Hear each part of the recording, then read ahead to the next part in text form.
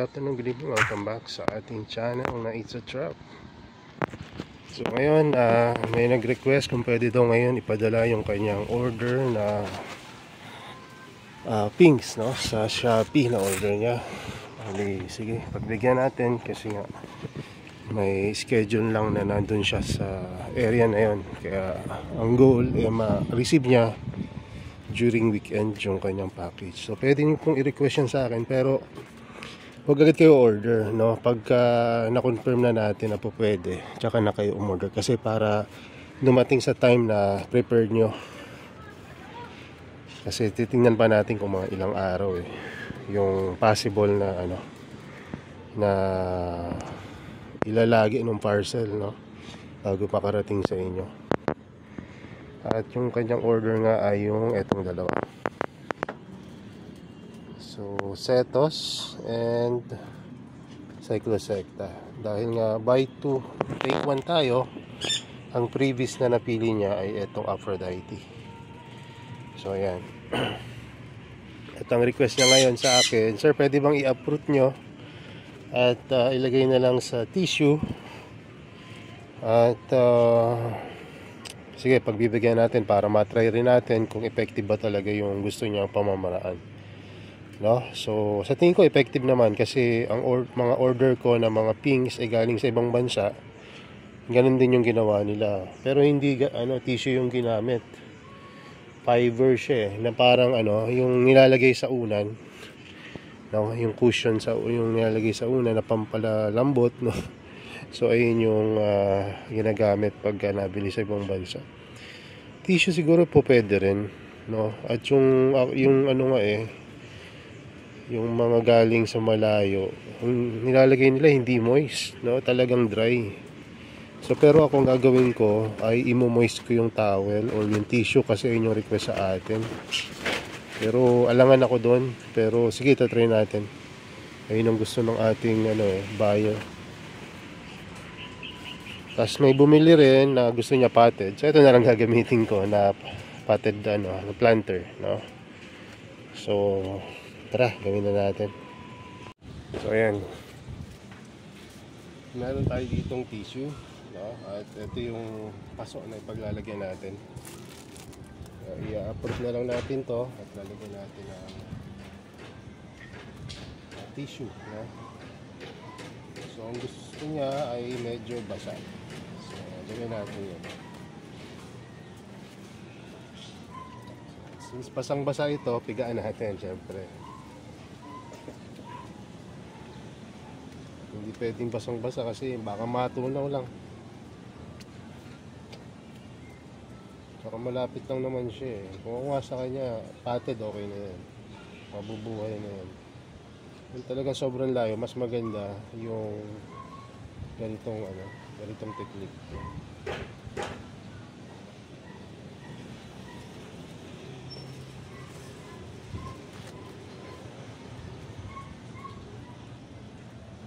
Hatiin natin sa dalawa kasi dalawa itong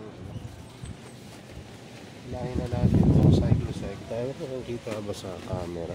Ilapit ko na lang saglit. Mas kita na.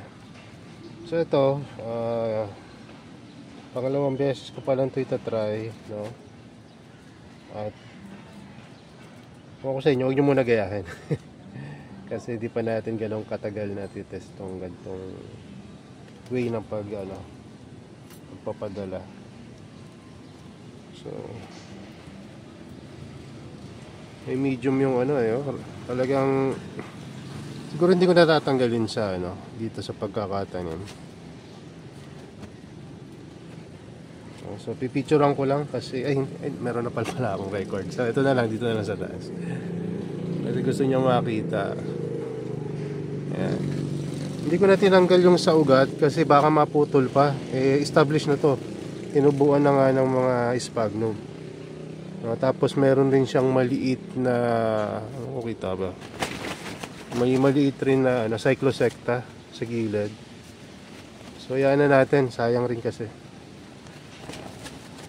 Tapos ibalot natin sa dried na tissue.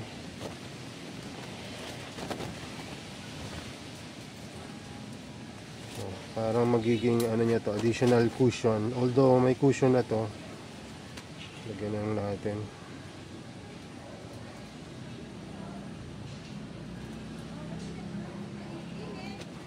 Naka-receive ako ng plant galing abroad galing sa tissue uprooted, tsaka yung ano na potted na. Tingin ko parehas naman maganda, no? Mas malinis lang dumating yung mga walang medium kasi nga hindi kakalat sa plants eh. Pero kung sa ganda lang at sa ganda ang usapan, parehas lang, halos parehas lang.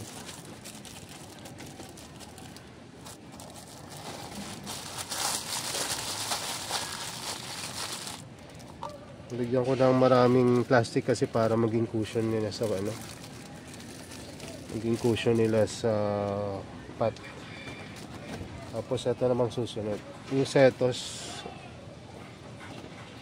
So pagka hindi naman magkakamukha yung ipapadala, pwede nang hindi lagyan ng label. Kasi pwede namang i-ID yan, madali lang i-ID. Pero kung magkakamukha, lagyan niyo ng ID. Para hindi malito yung makaka-receive. Ayan, tinanggalan ko ng extra medium. Hindi ko nahihilahin yung iba kasi baka maputo lang yung ugat.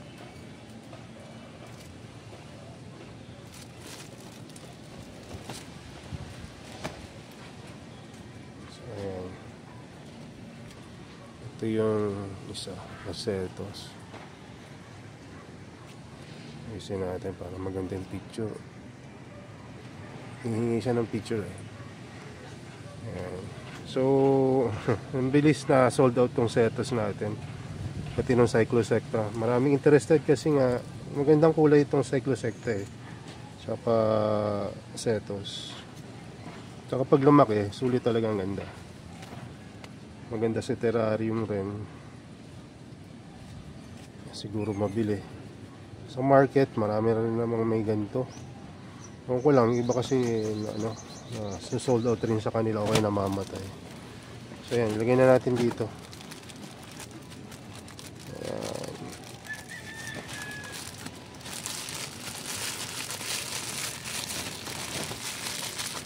So ingat lang sa pag-handle para hindi ma-damage.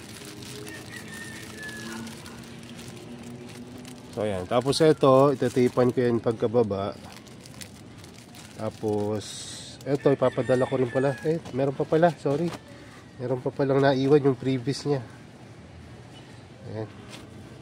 Ito yun naipakita natin yung medium. Ayan. So gawa ulit tayo ng tissue na damp lang, hindi masyadong basa. Sinipiga ako ng gusto. Ayan. Para konting-konti lang talaga yung tubig na kasama. Kumbaga lang, medyo nabasa lang, ganun lang. Kasi pag masyadong basa, baka mabulok. Ito rin mga 3-4 na araw lang to eh, makakarating na sa kanya. Ewan ko kung bakit di pa niya pa papalagay niya pa na uprooted. Pero kung gusto ko rin naman kasi para nga malaman natin kung anong mas okay. Ito naman yung Aphrodite.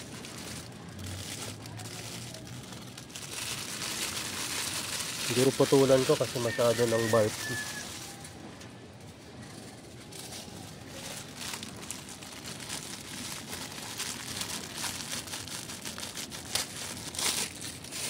Alam nyo ba, mabili ngayon ng pinikula.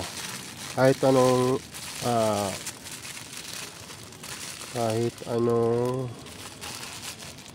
cultivar, mapa-hybrid or full species, or variety, or yung mga hybrid, mabilis sila. So ayan, ngayon ilalagay na natin sila. Isasama natin tong mga mga medium.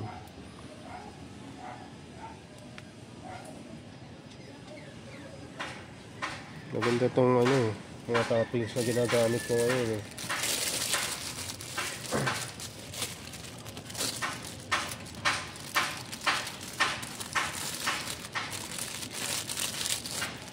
Kung hindi niya to hiningi yung medium, gagamitin ko sana ngayon to dun sa isa pang bumili. May bumili rin kasi ng same order sa tulad ng sa kanya, pero ang binili ng isa yung malaki na Cyclosecta. So pakita ko sa inyo kung anong difference ng size ng Cyclosecta na medium tsaka yung Cyclosecta na good size. Sandali. So ang Cyclosecta natin ay nandito. Yan. So yung mga small size or medium size natin, ito yung mga ganito. Tulad ng pinadala natin kanina. Pinak natin doon. Yan, ganyang kalalaki lang. Pero pinipili ko kasi hindi yung malaki, basta yung hindi yung ganyan yung mga itsura. Gusto ko yung may mga blue na yung ganyan. Para naman pagdating sa kanila, mas satisfied sila pati sa kulay, hindi lang sa size. Tapos yung mga good size naman itong tatlo. Yan. Yan. Ito, akin na to. Ito yung magawin ko mother plant no? So nabili agad yung good size natin, kaya malamang ito ipadala ko, or ito pares naman niya na good size. So yun yung diferensya niya, yung laki, diba? Parang mas maraming dahon lang itong mga mother plant kesa to dito sa maliliit. Itong maliliit halos bagong propagate lang yan, mga ilang buwan pa lang. Pero itong mga mother plant, no, tagal-tagal na rin yan sila. So nagpropagate na ulit tayo ng mga bagong mga batches, at may mga nag-germinate na. Ayun, sa ilalim yung iba. Minsan kala mo failed yung propagation mo kasi pag tinignan mo wala namang tumubo dito sa sa lip na yan, di ba? Pero umiilalim yung iba. Tulad na ito. Kala nyo ilang dahon lang yan, pero baka nagpo-full rosette na yan sa ilalim. Ayan. So yan, kaya tsaga-tsaga lang. Hindi kayo masyadong mainip pagka nagpo-propagate ng pinks, kasi nga isa sa mga pinakamadaling patubuin to. Yung nga lang, it will take time din. Pero mas para sa akin mas maganda yung success rate na kumpara sa iba. Ito naman pala yung mga Pinicula seto. Wala pang mga kulay iba kasi nasa lilim sila ngayon Ayan. So may bumili rin yan ngayon, kaya baka ang ibigay ko naman na seto itong nandito. Dalawa rin yan, kaya hindi ko na rin paghihiwalin. Pwede rin nandito, kaya lang hindi pa full rosette Pag ako nagbebenta, gusto ko full rosette. Kaya kahit marami-rami pa yan, hindi agad ako nagpo-post kasi nga inihintay ko mag full rosette bago ko ito. Mas marami pa kayong hihintay na bago, mas maganda kaysa sa Cyclosecta. Mga nandyan. Tapos yung pinakamaganda na dyan sa loob. Ayan, yung Gypsy Cola. Yan, ayun lang muna. At magpapak rin ako ng mga order mamaya. At tingnan natin kung may update ko pa kayo. Kung hindi, kita na lang tayo sa mga susunod na mga vlog. At hintayin nyo yung aking bagong experiment na isi-share ko na rin ngayon sa inyo. So yun lang muna. God bless and bye bye. Ito naman yung bumili sa atin ng good size Cyclosecta. Tsaka ito naman yung seto. Binigay natin yung medyo mas malaki kaysa dun sa mas maliit nga, pero parang dalawa yung parang hindi pa namumula kasi ito medyo may kulay na. Tapos binigay natin siya ng medium size na Aphrodite. Ayan. So ito naman yung order na Trebs Dracula. Wala na tayong mother plant na ubos. So ito yung medium size. So maganda pa rin. Ito yung mga malalaki na iwan doon. In-out ko na lang as medium. Tapos ito yung previous niya pala, Aphrodite rin. Kasi yung dami natin ngayon ng Aphrodite Tapos ito naman yung umorder siya ng yung pink or red na Mirabilis. Halos mamuti na to. So swerte na lang niya kung talagang puti ito, kasi nasa arawan to, kaya nagpipink ng kaunti. Ayan. So yung iba na exposed yan. Pero syempre yung mga nepentes naman hindi nyo naman ipupulsa niyan, kaya for sure pink lang yung pinaka pula na ito na state. Ayun naman talaga order niya, pink or pula. So ayan. So ayan, pack pa natin yung sumunod na mga order. Tapos na. Konti lang yung order ngayon, pero ano, okay naman dahil per order halos dalawa-dalawa yung mga in-order nila. So yung una, yung nasa baba na, inuna ko na yun kasi nga bigirot yun, hindi pwedeng matagalan na hindi naka-plastic. Binaba ko na. Tapos yung sumunod, itong potted na Manila lang naman to, kaya isa, dalawang araw nandun na. So yan. Tapos ito yung sumunod, bumili nga siya nung Nepenthes na seed grow natin dito. Ayan, tapos isang Treps Dracula. Tapos binigyan natin siya ng previous na Aphrodite. Tapos may bumili naman ng seedling. Ayan, so ito na yung binigay natin sa kanya. So baka maubos na tong seedling kasi may bibili nga. Yung naalala nyo yung per kilo. Ayan, mukhang matutuloy na. So kaya maubusan tayo ngayon ng mga typical. Although may matitira naman, pero isipin ko muna kung ibebenta ko pa muna ng typical or palalakihin ko muna. Kasi mga ano yun actually mga in-out nating typical ngayon ay galing sa XB52. Kaya madaling maubos siya, siguro nakikita nila na mabilis lumaki. So napakarami naman yun, di ba? Na, parang nasa 70 bottles sila, kaya in-out ko na lang ng mura. Kaya kung gusto nyo makabili ng mura, no, bumili kayo ng mga typical natin ngayon, galing yun sa XB52, no, yung mga red and green. Tapos yung mga typical naman ng mga upright, galing naman yun sa X Spider. Pero yun nga, baka hindi na tayo makapag-out yan dahil bibili na yun mamaya or sa ibang araw. So talaga nila isang kilo 1.3 kilograms nga ang hinahanap sa akin. Pero sabi ko sa kanila, kung gusto nyo makamura, isang trays na lang bilhin nyo. Kasi kung 1.3 kilograms talagang maubos yung halaman natin dito. Saka hindi ko alam kung magkano may ibebenta yun diba? Kung ibebenta ko sila ng paganto-ganto pa isa-isa, mas malaki ang kinikita ko sa ganito. Kasi yung lahatan, hindi naman ako nagmamadali na maibenta lahat dahil gusto ko rin naman makita yung ganda nila kapag lumalaki. So yun lang muna siguro, at ako yung magbibideo pa ng iba pang mga dapat i-video dito dahil may nagre-request na kung ano daw yung sikreto na kaya i-video na lang natin para hindi na sila mabitin dun sa mga ginagawa nating vlog ng mga una. So yan, lalagay ko na dito, papababa ko na to para maipak na ng misis natin. So yun lang muna, God bless and bye bye.